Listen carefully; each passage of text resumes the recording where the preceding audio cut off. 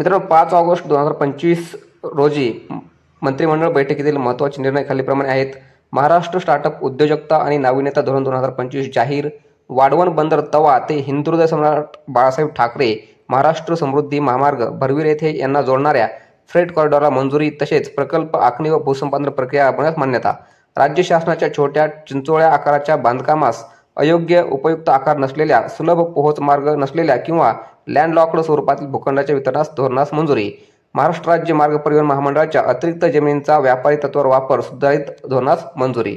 यानंतर बघा, नागपूर विणकर सहकारी सूतगिरणीच्या 1124 कामगारांना 50 कोटींचे सानुग्रह अनुदान मिळणार. सूतगिरणीच्या जमीन विक्रीतून निधीची तरतूद. जळगाव जिल्ह्यातील मौजे पाचोरा येथील भूखंडावर क्रीडांगणाचे आरक्षण वगळून त्याचा रहिवास क्षेत्रात समावेश करण्यास मान्यता. कुष्ठरुग्णांसाठी कार्यरत स्वयंसेवी संस्थांच्या अनुदानात वाढ. अनुदान 2000 वरून 6000 करण्यास मान्यता. धन्यवाद.